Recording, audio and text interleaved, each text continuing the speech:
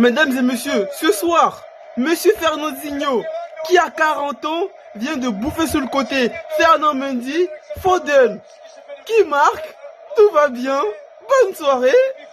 Oh là là,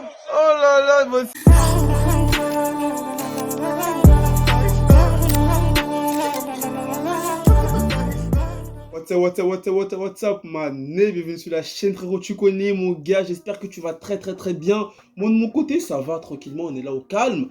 Mon gars, hier, on a assisté à un match de football totalement fou, totalement exceptionnel. Un récital du football, mon gars. Je sais pas si tu regardes Naruto, mais ce soir, ce match-là était similaire, on peut dire même au même niveau qu'au combat entre Madara et Hashirama. Pour te dire à quel point ce match, il m'a totalement choqué. Hier, mon gars, demi-finale, aller de Champions League, Man City, Real de Madrid, à l'Etihad Stadium. Pour moi, je me suis dit, malgré tout ce que Benzema et le Real de Madrid ont fait dans le dernier match face au PSG et aussi face à Chelsea, que là ce soir, ils allaient quand même se faire explosé par Man City. Parce que Man City, pour ceux qui regardent la Première Ligue, vous savez très bien que l'équipe de Pep Guardiola, c'est une équipe, tu as l'impression à chaque match, les mecs ils mangent des beignets, ils mangent des burgers et des frites, tellement les matchs sont tellement ils planent sur tous les matchs qui jouent cette saison. Mais mon gars, hier, le Real a tenu. Et la grande question, est-ce que Madrid peut encore croire à une qualification pour la finale de la Champions League 2022, mon gars? On va quand même essayer d'analyser, essayer de voir si Madrid peut espérer avoir une chance pour se qualifier au match retour. Même si au niveau du score, tout reste encore possible, hein. Madrid, ils ont perdu que 4-3. Match retour en plus, c'est à Santiago Bernabéu, devant leur public. Je pense que le stade, il va être totalement bouillant, chaud bouillant, mon gars. Et que les gars du Madrid, ils vont se donner à 100%. Mais mon frérot, on va commencer par la presse. Parce que tu sais très bien que lorsqu'il y a des gros matchs comme ça, les médias, ils sont là pour nous donner plus d'informations. On va aussi voir et tout les différentes notes des joueurs dans le match. Et aussi essayer de voir les différents propos que les deux coachs, Pep Guardiola et Carlo Ancelotti, ont tenus après le match. Mais là, les gars, on va commencer par le média 11 mondial qui a fait un petit article sur Karim Benzema. Karim Benzema a été couvert d'éloges par la presse européenne après sa super performance dans la défaite de son équipe sur la pelouse de Man City. Si le Real Madrid est encore en vie, il le doit en grande partie à Karim Benzema. Les Merengues ont été bousculés sur la pelouse de Manchester City en demi-finale aller de Ligue des Champions 4-3. Mais on peut s'en remettre à leur buteur pour conserver leur chance. Au retour, auteur d'un doublé avec des miettes, le Français a confirmé sa forme intelligente. Ainsi en Espagne, Marca souligne que le buteur continue de marquer l'histoire avec le Real Madrid après avoir rejoint Robert Lewandowski au classement des meilleurs réalisateurs de cette édition de C1, 14 buts. Le quotidien estime que Karim est sans aucun doute le joueur le plus décisif de la Ligue des Champions cette saison, ce qui fait de lui le grand favori pour remporter le Ballon d'Or. Étant supporter du Barça, il n'y a aucun doute là-dessus. J'avais une petite appréhension entre Mané, Salah et Karim Benzema. Mais les frérots, là, il n'y a plus de débat.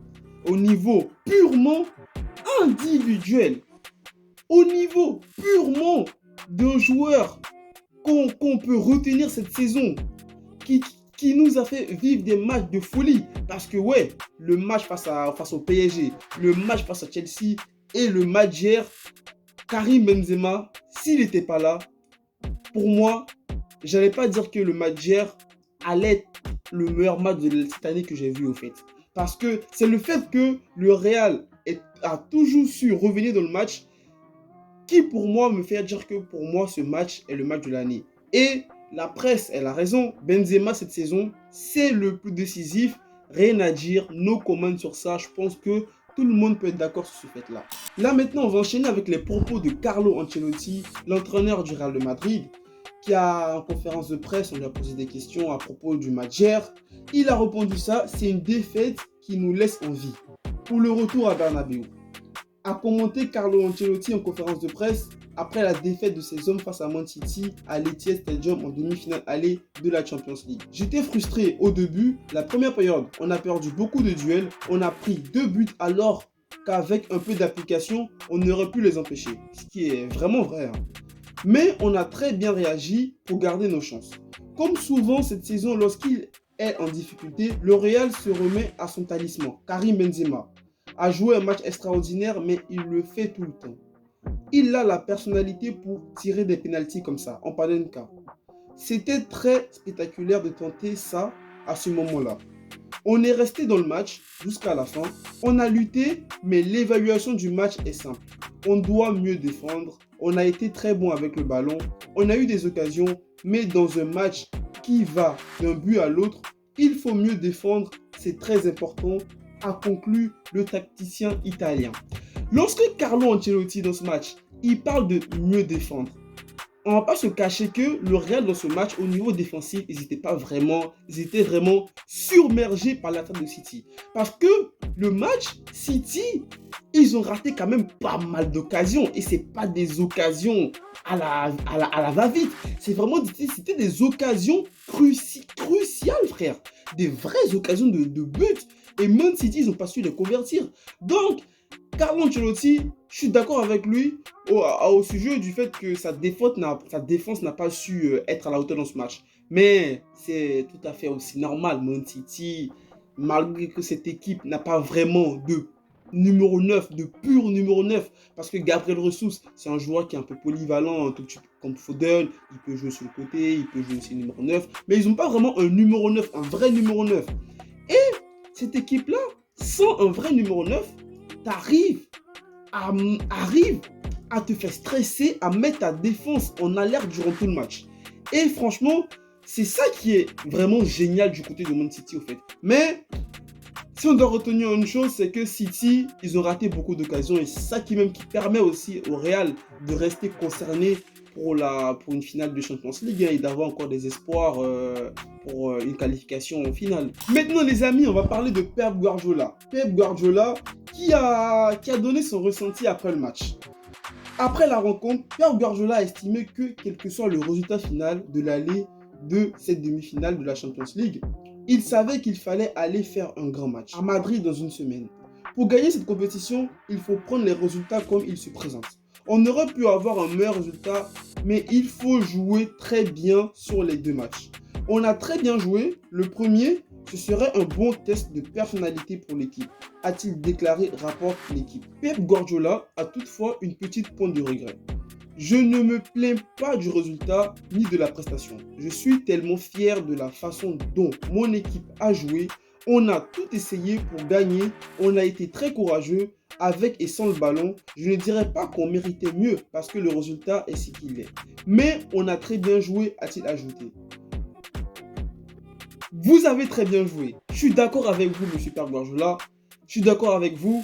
Mais au niveau des occasions, vous aurez pu encore faire mal à Madrid. Mais c'est ça aussi qui va nous permettre de nous dire que le match retour, on risque d'avoir un match très, mais à la hauteur de ce match aller, au fait, tout simplement. Maintenant, les amis, là, on va passer aux notes des différents joueurs pour cette rencontre. On va commencer par l'effectif de Man City. Ederson, qui a une note de 5. Ça va, il fait un match normal, un match tranquille. Il n'a pas vraiment été mis en difficulté dans ce match.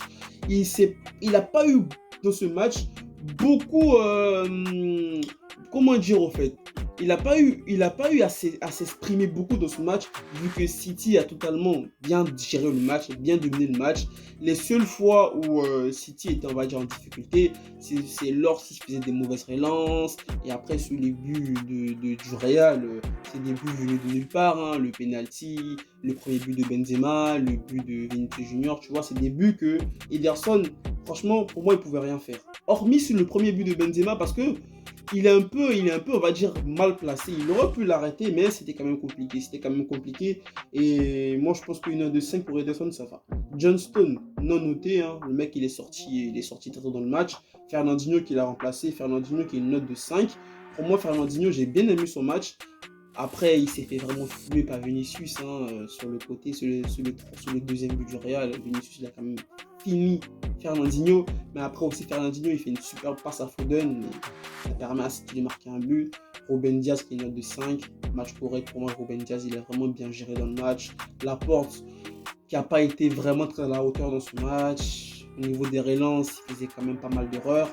Zinchenko, hormis l'erreur qu'il fait sur Benzema sur le premier but du Real, hormis ça, le mec, son apport offensif dans le match, Zinchenko, il n'est pas souvent titulaire avec City, mais hier, vu que Joao Cancelo n'était pas là et Kyle Walker aussi n'était pas là, Zinchenko, franchement, hier, j'ai vraiment bien aimé ce match, vraiment bien aimé.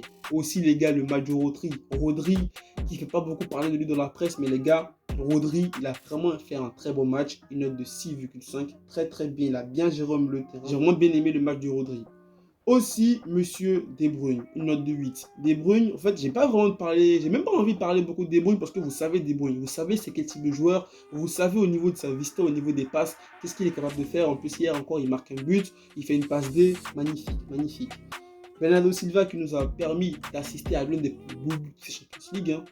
Son but sur Courtois, superbe but de Bernardo Silva. Riyad Mahrez aussi qui nous a permis de bien commencer le match. Sa passe D qu'il fait à Mahrez, magnifique. L'action avant de faire la passe, magnifique. Il aurait pu marquer 2 buts dans ce match. Il aurait pu encore faire une passe D à Foden, mais il a décidé de frapper sur l'occasion là où il y a Foden sur le côté gauche et Mahrez peut faire une passe en retrait, même si l'appel de Foden n'est pas... L'angle de passe était un peu fermé, mais Mahrez, malgré ça, il fait un très bon match, rien à dire. Gabriel Jesus, sur la continuité de son match face à Watford, il a mis un quadruplé le week-end dernier. Et là, hier, il a marqué un super beau but. Son contrôle de balle, il est face à Alaba, super but. Foden, 7,5. Foden, les gars, Foden, c'est vraiment un joueur à suivre, les gars. Foden, une classe. Le mec dans ce match, hier, aussi jeune et avec un aussi gros potentiel. Magnifique, Foden, magnifique. Du côté du Real Madrid, Thibaut Courtois, hier, qui a pris 4 buts, il a une note de 3. Thibaut Courtois, une note de 3. C'est un peu, on va dire, pour moi, un peu sévère. Je pense que lui méritait au moins la note de 5 ou de 4. Une note de 3, quand même, c'est pas, je ne valide pas trop la note de 3 pour Thibaut Courtois. Dani Carvajal, une note de 5, qui a fait un match très, très concentré. Hein. Il s'est vraiment donné à fond dans ce match. Son équipe, elle perd normal une note de 5. Militao aussi. Militao, hier, il s'est fait quand même deux fois finir par Gabriel Jesus, qui aurait pu même coûter un but au Real de Madrid. Mais Militao, une note de 6, ça va. Alaba, une note de 3. Je pense que aussi Alaba, hier, au niveau défensif, il n'a pas vraiment été très, très, très solide. Nacho, qui est rentré dans ce match, qui a une note de 4. Nacho, franchement, lorsqu'il est rentré, il a mis un petit taquet à Gabriel Jesus. Là, ça se voyait que Nacho, il était vraiment engagé dans le match. Mendy, une note de 6,5. Bon, le match de Mendy, il fait un très bon match. Il fait une passe D à Benzema, une note de 6,5, c'est pas mal. Valverde, une note de 5. Toni Kroos aussi, qui a fait un très bon match hier, qui a une note de 6. Modric, par contre, note de 4. Ça, c'est tellement mérité parce que hier, Modric, les gars, il n'a pas vraiment été à la hauteur dans ce match. Pareil que Rodrigo aussi, qui mérite une note de 4 pour moi aussi. Benzema, une note de 8. Magnifique, rien à dire.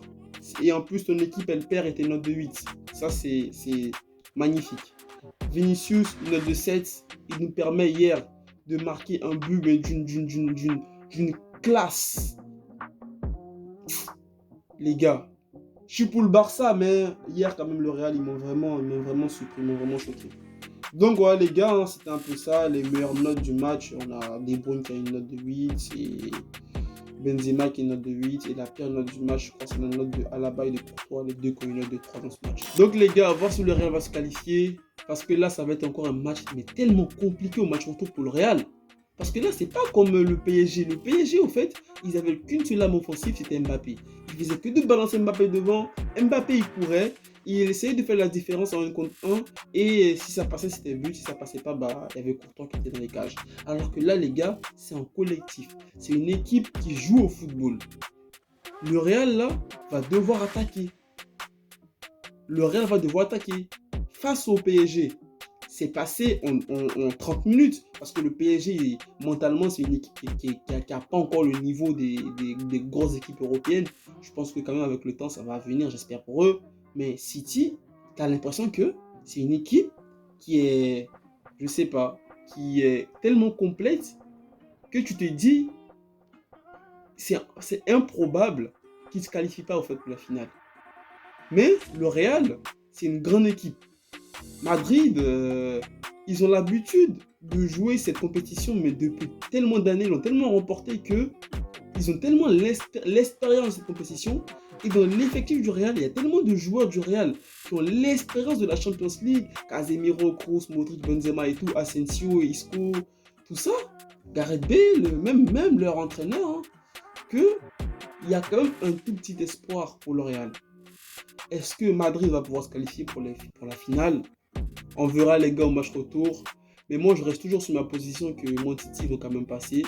Et aussi, grosse big up à Karim Benzema, hein, qui a marqué hier, je crois, son 14e but de la Champions League. Et je crois qu'il rejoint, si je crois bien, Lewandowski au niveau des classements des meilleurs buteurs. Et aussi, j'ai vu une stat aussi pour Karim Benzema. Ouais, Karim Benzema, 34 ans et 4 mois, devient le plus vieux joueur à atteindre la barre des 40 buts lors d'une saison en compétition officielle avec un club du top 4 européen depuis Ferenc Puskás, 35 ans et 3 mois, le 8 juillet 1962 avec le Real de Madrid.